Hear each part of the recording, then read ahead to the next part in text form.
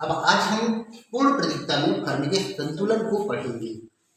इसमें हमने देखा उद्योग और फर्में एक दूसरे से संबंधित होती हैं और फर्में वास्तव में कीमतों को स्वीकार करती हैं जो कीमत उद्योग निर्धारित करता है। और उसके बाद एक और शर्त मैंने आप लोगों को बताया था इसकी पूर्व कक्षा में कि जो फर्में हैं वो अपनी योग्यता का पुरस्कार प्राप्त करती हैं। जो जितना कुशल फर्म होगा उसको उतना अधिक फायदा होगा। तो हम देखेंगे कि अल्पकाल में फर्म का संतुलन कैसे होता है। तो चूंकि समय अवधि क्या है, अल्पकाल है, तो इस अल्पकाल में हम देखेंगे ये मैंने 3 प्रकार की फर्में ली हैं, फर्म ए, फर्म बी और फर्म सी। ये 3 फर्में हैं, तीनों की कुशलता में क्या है, अंतर है, ठीक है ना। अब ये कुशलता में अंतर का हम लोग कैसे निवारण करते हैं, तो पहले हमने जैसे बताया था ये इंडस्ट्री है जो अपनी कीमत क्या है फिक्स कर दी है कि इतनी कुल मांग हो रही है बाजार में और इतनी पूर्ति हो रही है। संतुलन के बिंदु पर हम देखते हैं कि 20 रुपये उस वस्तु की कीमत निर्धारित हुई थी। इस 20 रुपये में पूरे बाजार में हमको मान लीजिए जो संतुलन की दशा में जो उत्पादन की मात्रा है वो कितना है, तो 5000 यूनिट का उत्पादन हमको कुल करना है। तो यह 5000 वस्तु का जो उत्पादन किया जाना है वो उद्योग के द्वारा किया जाना है। तो उद्योग क्या करती है, इस 5000 वस्तु को उत्पादित करने के लिए विभिन्न फर्मों को निर्देशित करती है कि आप किसी भी जो जितनी भी बड़ी फर्म है वो उतने लेवल पे अपना उत्पादन कर सकता है। तो मान लेते हैं कि फर्म ए है, वो कैसा उत्पादन करती है, कितना उत्पादन करती है, बी कितना करेगी, सी कितना करेगी, अभी आप डायग्राम से समझ पाएंगे। अब मैं ये बतलाना चाहता हूँ कि जैसा हम देखते हैं कि फर्म के संतुलन की जो शर्तें थी, जो आधुनिक सिद्धांत है वो कहता है कि वास्तव में कि जो एमसी और एमआर होता है, यहाँ पर आप देख रहे हैं कि ए आर एम आर बराबर है, ए आर एम आर बराबर है, यानी इसका मतलब होता है एवरेज रेवेन्यू। एक वस्तु को जो बेचते हैं, मान लीजिए इस पेन की कीमत 10 रुपये अगर निर्धारित कर दी गई है और बाजार कौन सा है, पूर्ण प्रतियोगिता का है, तो कोई पूछेगा यदि आपसे कि ए और एम आर पूर्ण प्रतियोगिता में बराबर क्यों होता है, तो आप बताएंगे कि यदि मैं एक पेन 10 रुपये में बेच रहा हूँ तो बताइए 1 दर्जन पेन कितने की आएगी। तो आपका उत्तर होगा कि चूंकि एक पेन 10 रुपये की आती है तो 1 दर्जन 120 रुपये की आएगी। लेकिन यदि हम कहते हैं सामान्य मार्केट में जिस बाजार में हम रहते हैं कि अगर हम सिंगल एक पेन लेते हैं तो 10 रुपये की है, लेकिन हम 1 दर्जन की जब बात करते हैं तो हम चाहेंगे एक्चुअल लाइफ में कि वो कुछ कंसेशन या कुछ कम करें, क्योंकि मैं अधिक मात्रा में उत्पादन आपकी वस्तु खरीद रहा हूँ, परचेस कर रहा हूँ। तो आप देखेंगे कि आज हम अगर क्वांटिटी अधिक लेते हैं, 1 किलो कोई चीज़ लेते हैं और कहेंगे हमको 1 क्विंटल चाहिए, तो हम चाहेंगे कि हमारे को प्राइस थोड़ा सा कम करें, है ना, क्योंकि हम आपकी एक साथ कितनी वस्तु की मांग कर रहे हैं। तो जनरली वस्तु की कीमत कम होती है सामान्य जगत में। लेकिन पूर्ण प्रतियोगिता चूंकि एक काल्पनिक बाजार है, आप चाहे एक वस्तु लो चाहे 1000 वस्तु लो, आपको अगर एक वस्तु की कीमत 10 रुपये बता दी गई है तो आप चाहे 12 वस्तु ले चाहे 100 वस्तु ले, उसको 10 से ही आपको गुणा करना पड़ेगा। ए मार का मतलब होता है कि अंतिम मार्जिनल रेवेन्यू, जो अंतिम सीमांत वस्तु है उसके लिए आपको कितना रुपए देना पड़ता है। तो चूंकि पहली वस्तु के लिए 10 रुपये देना पड़ता है तो आपको अंतिम वस्तु के लिए भी 10 रुपये ही देना पड़ेगा। ऐसा नहीं कि मैं 100वें नंबर की पेन खरीद रही हूँ सर, ये कितने का आएगा, तो आपको बताना पड़ेगा चाहे 100 भी खरीदिए चाहे 1000 भी खरीदिए, आपको 10 रुपये ही देना पड़ेगा। इसलिए ए आर एम आर इसके बराबर होता है, बराबर होता है। अब फर्म के संतुलन की जब बात करता हूं मैं, तो आप बताइए कि फर्म के संतुलन में फर्म ए है। अगर हम कहते हैं यहाँ पर सबसे पहले आप क्या करेंगे, ए सी इस प्रकार बना लीजिए, यू शेप होता है, आपको पता है कास्ट कर्व, ये ए सी कर्व हो गया। अब हम सभी जानते हैं कि ए सी और एम सी जब कास्ट एनालिसिस आपको बताया गया था तो बताया गया था कि जब ए सी वक्र नीचे गिरता है तो एम सी वक्र तेजी से नीचे गिरता है। फिर आप बताएंगे कि AC के मिनिमम पॉइंट के पहले MC का मिनिमम पॉइंट आ जाता है। फिर तीसरी बात कहते हैं AC यहाँ पर देख रहे हैं इस कंडीशन में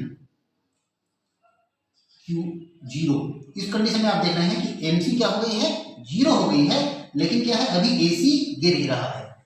जैसे हम देखेंगे कि यहाँ पर क्या होगा, अब MC बढ़ रहा है इस बिंदु पे, तो आप बताएंगे कि Q1 पे आप देखेंगे उत्पादन जब Q1 किया जाता है तो आप बताएंगे एमसी क्या है, एसी के मिनिमम पॉइंट को काटता है।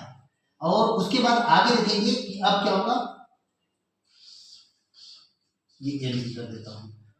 जब हम देख रहे हैं एसी गिरता है तो एमसी तेजी से गिरता है, एसी के मिनिमम पॉइंट के पहले ही एमसी का मिनिमम पॉइंट आ जाता है। और तीसरी बात ये है कि AC के मिनिमम पॉइंट को ही MC काटेगा, कहीं से भी आपको नहीं काट देना है, उसके मिनिमम पॉइंट से ही काटेगा। और जब AC बढ़ना प्रारंभ करता है तो हम बताएंगे MC उससे तेजी से बढ़ता है। तो इस प्रकार हम AC और MC के संबंध के बारे में पूर्व में बतला चुके हैं, तो इसको हम बार बार नहीं बताएंगे। अब हमको देखना है कि आधुनिक विचारधारा के हिसाब से फर्म का संतुलन कहाँ होगा। तो आप देखेंगे कि जहां पर MC वक्र MR वक्र को, ये लाइन जो है खींची हुई है आड़ी रेखा में जो x अक्ष के पैरेलल है, कि एक वस्तु लो चाहे अनेक वस्तु लो, 1000 वस्तु लो, आपको कीमत उतनी ही देनी पड़ेगी, प्राइस में कोई कटौती नहीं होगी। तो हमारा फर्म के संतुलन की कंडीशन है कि जहां पर MC रेखा MR के बराबर हो, पहली शर्त है दोनों को बराबर होना चाहिए।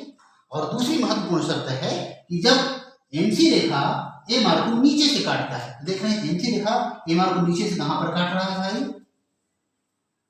ये यहां पर काट रहा है, दिख रहा है ये। तो MC रेखा MR को ये यहां से आया और ये देखो नीचे से काट रहा है। तो जब MC रेखा MR को नीचे से जहां पर काटेगा वह संतुलन का बिंदु होगा, फर्म यहां पर संतुलन की स्थिति में होंगी। अब जब संतुलन की स्थिति आपको पता चल गई तो आप उससे आप बताएंगे कि ये हो गया, x अक्ष पे लंब डालेंगे और बताएंगे कि OQ2 मात्रा का उत्पादन कौन करेगा, फर्म A करेगा इस 5000 में। कितना? OQ2 मात्रा का उत्पादन कौन करेगा, फर्म A इस 5000 में। कीमत क्या निर्धारित हो रही है, तो AP, उसको P रुपए देना पड़ता है। तो P क्यों देना पड़ेगा, क्योंकि हमने पहले ही बता दिया है 20 रुपए में ही बेचना है, किसको, फर्म A को भी। तो 20 रुपए से कम में वो या अधिक में नहीं बेचेगा, क्योंकि कीमतें उद्योग के द्वारा दी जाती हैं और फर्म ए उसको स्वीकार कर रहा है। तो इस प्रकार आप देखेंगे कि फर्म ए जो है वो यहाँ पर संतुलन की स्थिति में है, 20 रुपए में बेचेगा। अब हमको देखना है कि फर्म ए को लाभ हो रहा है या हानि हो रहा है। तो जब भी हमको देखना होता है कि फर्म लाभ या हानि कैसे प्राप्त करता है, उसका निर्धारण हम कैसे करते हैं, तो उसके लिए हम तुलना करते हैं AC की AR की। कीमत तो 20 रुपए है, बेचना तो मेरे को रिवेन्यू प्राइस जो है 20 रुपए में पेन बेचना है, मैंने बनाया कितना, फर्म ए ने उसको बनाया कितने में। तो आप देखेंगे कि AC इस संतुलन बिंदु भी कहाँ आ रही है, यहाँ पर आ रही है। देखो ये जो रेखा हमने एक लंब से काटा है ना, यहाँ पर बता दोगे कि ये है, ठीक। तो ये जो हो गया इसको अपन इस प्रकार लंब भाषा खींच देते हैं। ये P 20 रुपया था, मैंने बेचा कितने में आपने, 20 रुपए में। ये P1 है, यानी आपको 18 रुपए में वो चीज बनी है। कास्ट आपकी क्या है, नीचे है। तो जब कास्ट यहाँ पर बतला दोगे when AC is less than AR, जब हमारी कास्ट कम आती है, 18 रुपए आ रही है और हम बेच कितने में रहे हैं, रेवेन्यू कितनी हमारी, आय कितनी है, तो आप कहेंगे कि वो 20 रुपए है सर। तो हम 20 रुपए में बेच रहे हैं साबुन और बनता है हमारे से 18 रुपए में, तो हम एक साबुन में कितने रुपए की कमाई कर रहे हैं, 2 रुपए की। तो हमारा जो प्रॉफिट हो जाएगा वो कितना हो जाएगा, आप बताओगे कि AR माइनस AC, 20 रुपए माइनस 18 रुपए इक्वल टू 2 रुपए हमको क्या हो रहा है, प्रॉफिट हो रहा है एक साबुन बेचने पे या एक कोई भी पेन है उसको बेचने पे हो रहा है। तो ये हमको पता चल गया। अब हमको देखना है कि फर्म ए कुल कितना लाभ प्राप्त कर रही है। तो कुल लाभ के लिए आप लिखिए आप यहाँ पर कि कुल लाभ बराबर प्रति इकाई लाभ, एक वस्तु बेचने में आपको कितने रुपए का लाभ हुआ, फिर कुल कितना उत्पादन आपने किया है। तो आप देख रहे हैं कि एक वस्तु को बेचने में उसको लाभ कितना हुआ, इधर से चाहे तो इधर से बता दीजिए PP1, या E है तो इसको E1 कर लीजिए, ठीक, या PP1 कहे तो 2 रुपया या E1 कह दीजिए। तो प्रति इकाई लाभ कितनी होगी, E1 इंटू उत्पादन कितना कर रहा है वो OQ2, कितनी मात्रा में उत्पादन वो कर रहा है। तो जब दोनों का गुणा करेंगे भाई ये OQ2 यहाँ पर भी है, ये भी OQ2 के बराबर होगा, P1 E1 उतनी ही होगा, है ना। तो अपन क्या कर सकते हैं, ये E1 गुणित ये यानी लंबाई गुणित चौड़ाई, ये क्या हो गया, लेंथ और क्या है ब्रेथ जो है अलग अलग है, यानी आयत का रूप इसने ले लिया है गणित के हिसाब से। तो हम देखेंगे कि लंबाई गुणित चौड़ाई बराबर होता है क्षेत्रफल। ये पूरा का पूरा जो लाभ है ये फर्म ए को हो रहा है। तो हम पूरा चाहे तो इस एरिया को बता सकते हैं E1 P1।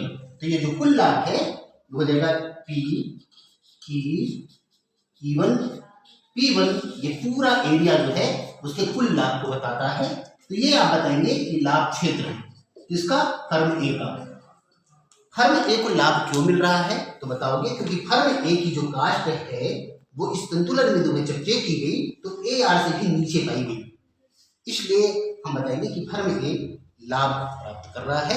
और ये लाभ क्या कहलाता है? एबनॉर्मल प्रॉफिट, एबनॉर्मल प्रॉफिट या असामान्य लाभ। फर्म ए कैसा प्राप्त कर रहा है? असामान्य लाभ प्राप्त कर रहा है। और कितनी कीमत उसको में बेचना है? OP1 पे। उसकी कास्ट कितनी आई? OP1 संतुलन का बिंदु क्या है? E है। प्रति इकाई लाभ उसको क्या मिला? PP1। कुल लाभ कितना मिला? तो PE1B1। इस प्रकार फर्म ए असामान्य लाभ प्राप्त करता है क्योंकि उसकी AC is less than AR है। इसके बाद जो है इसको कैसे हानि और कैसे सामान्य लाभ मिलेगा उसको हम नेक्स्ट क्लास में बताएंगे। Thank you.